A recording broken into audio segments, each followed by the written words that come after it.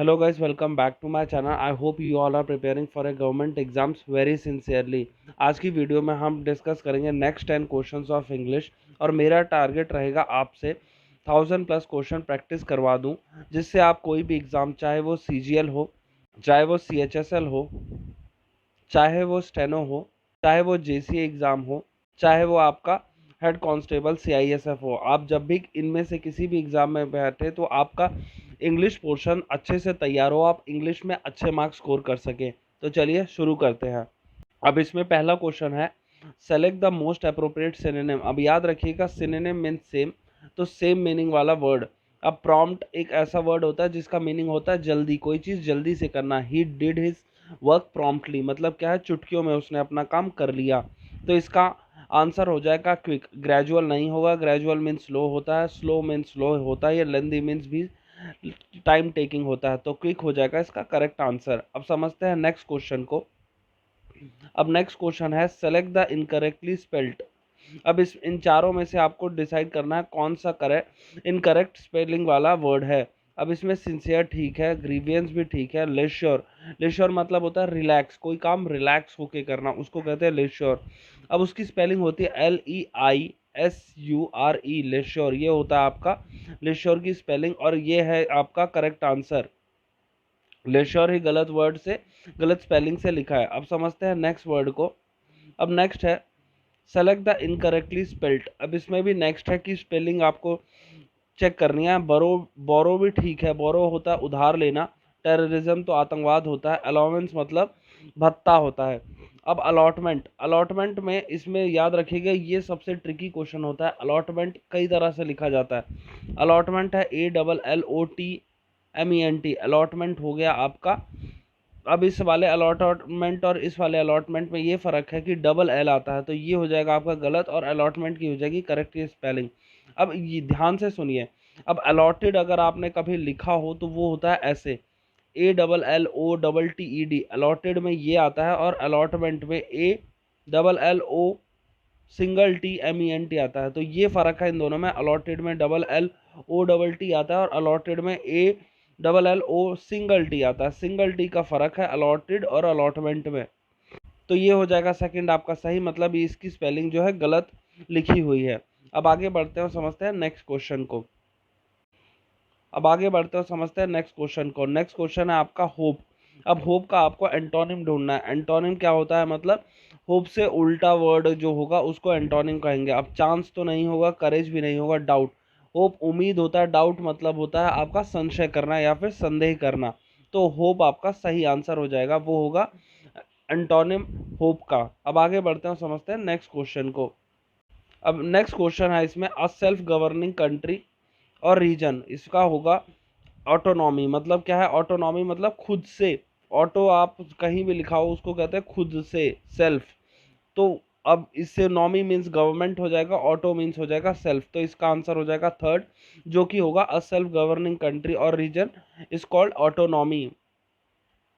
अब next question है, select the option that expresses the given sentence in reported speech. Is he all right now, I asked my neighbour's wife about her husband mister Gulani. अब इसमें याद रखिए, ऐसे sentences में now जो है हमेशा कन्वर्ट होता है देन में, अगर आप डायरेक्ट से इनडायरेक्ट कर रहे हैं तो, और अगर इनडायरेक्ट से डायरेक्ट कर रहे हैं तो वो हो जाएगा नाउ में। मतलब क्या, नाउ देन में हो जाएगा। तो अब आप इसमें सबसे पहले देखिए देन कहाँ कहाँ लिखा है। अब देन है एक यहाँ पे, फिर देन है यहाँ पे। अब इसमें ये तो आपके ऐसे ही आउट हो गया सेकंड, और फिर फोर्थ, ये दोनों ऐसे आउट हो गए। अब थर्ड में क्या है, I asked Mrs Gulani my neighbour's wife if her husband had become all right then. मतलब हैड बिकम तो ये होता जब ये पहले से पास्ट में होता, पर ये है प्रेजेंट में, तो प्रेजेंट से बनता है पास्ट। तो इसमें हो जाएगा, अगर ये सिंपल प्रेजेंट है तो ये सिंपल पास्ट होगा, if her husband was all right then, क्योंकि हैड तो आएगा तब पास्ट पार्टिसिपल हुआ, पर ये है सिंपल प्रेजेंट, तो ये हो जाएगा सिंपल पास्ट में। याद रखिए, आउट करने का सबसे पहला तरीका, नाउ को देन में कन्वर्ट कीजिए। अब देन है कहाँ कहाँ है वो देख लीजिए, और देन अगर नहीं है फिर उसके बाद देखिए आप सिंपल प्रेजेंट को सिंपल पास्ट में कन्वर्ट करना है, तो इसका हो जाएगा फर्स्ट आंसर करेक्ट। अब आगे बढ़ते हैं, समझते हैं नेक्स्ट क्वेश्चन को। अब इसमें है select the option that expresses the given sentence in passive voice. इसमें क्या है, एक्टिव से पैसिव वॉइस में कन्वर्ट करना है। The sun rays burned my face. अब इसमें जिस टेंस में होता है उसी टेंस में कन्वर्ट करते हैं इसको। कोई अगर ये नहीं होता प्रेजेंट से पास्ट में होगा या फिर पास्ट से फिर से पास्ट पार्टिसिपल होगा, नहीं, इसमें आपको जो टेंस यहाँ लिखा हो वही टेंस में आपको कन्वर्ट करना होता है। जैसे है the sunrise burn my face, अब ये है पास्ट, सिंपल पास्ट में, तो आपको कन्वर्ट करना पड़ेगा सिंपल पास्ट में। अब गाइज याद रखिएगा, कई बार लोग कंफ्यूज हो जाते हैं पैसिव वॉइस किसे कहते हैं और डायरेक्ट इनडायरेक्ट स्पीच किसे कहते हैं। अब मैं आपको इसमें एक डिफरेंस बता देता हूँ याद करने का सबसे बढ़िया तरीका। पैसिव और एक्टिव वॉइस में अगर कभी भी आएगा इसमें चेंज नहीं होता, टेंस चेंज नहीं होता। और इनडायरेक्ट और डायरेक्ट स्पीच, अब ये देखिए स्पीच में च आ रहा है, च मतलब चेंज, तो चेंज हो जाएगा डायरेक्ट इनडायरेक्ट में। मतलब चेंज मतलब क्या हुआ, जैसे अगर आपका प्रेजेंट दिया है तो वो सिंपल पास्ट हो जाएगा, simple present simple past. Past है तो पास्ट पार्टिसिपल हो जाएगा, वैसे ही चेंज होंगे ये सब। तो अब वापस आते हैं हमारे क्वेश्चन पे। क्वेश्चन था the sunrays burn my face is burn by sunrays. Is तो आएगा नहीं क्योंकि प्रेजेंट है नहीं इसमें, has been past present participle भी नहीं है, अब इज बीइंग कंटिन्यूअस भी नहीं है, प्रेजेंट कंटिन्यूअस टेंस भी नहीं है, ये है सिंपल पास्ट टेंस, तो इसका हो जाएगा my face was burn by sunrays. अब आगे बढ़ते हैं, समझते हैं नेक्स्ट क्वेश्चन को। A place where coins medals और टोकन्स आर मेड। अब इसमें मिल तो नहीं होगा क्योंकि ये होता है आटा चक्की वाले मिल। वर्कशॉप भी नहीं होगा, होगा इसका मिंट। अब ये याद रखिएगा, ये सब चीज़ें याद करने वाली होती हैं। वन वर्ड सब्सटीट्यूशन चाहे हो गया, चाहे आपका इडियम फ्रेजेस होगा, ये आप अलग से एक डायरी बना सकते हैं और इन सबको एक डायरी में लिख सकते हैं। प्लेस वेयर कॉइन्स और मेडल्स आर और टोकन्स आर मेड, उसको कहते हैं मिंट। अब नेक्स्ट क्वेश्चन है the wood cutter felled some trees with hardly many effort at all. अब इसका मैनी एफर्ट होगा या फिर सम ट्रीज होगा, विद हार्डली होगा, द वुड कटर फेल्ड होगा, इसका होगा with hardly any effort at all. मतलब क्या है, उसने मुश्किल से कोई एफर्ट लगाया, कोई होगा एनी, कोई को कन्वर्ट अगर आप इंग्लिश में करते हैं उसको कहते हैं एनी, तो इसका हो जाएगा the wood cutter felled some trees with hardly any effort at all.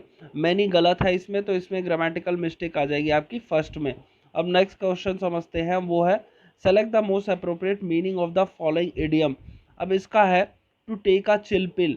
मतलब ये तो कई बार आपने बॉलीवुड मूवीज में भी सुना होगा, उसमें कहते हैं take a chill pill bro, तो इसका मतलब है कि शांत हो जाइए, काम डाउन, ज़्यादा एंग्जाइटी मत कीजिए। अब उसका आंसर हो जाएगा third, to calm down. Alright guys, अगर आपको ये 10 क्वेश्चन की सीरीज अच्छी लग रही है तो वीडियो को लाइक ज़रूर कीजिए, चैनल को सब्सक्राइब कीजिए मेरे ऐसे ही वीडियोस की सीरीज देखने के लिए, जिसमें मेरा टारगेट है आपसे 1000+ क्वेश्चन प्रैक्टिस करा दूँ।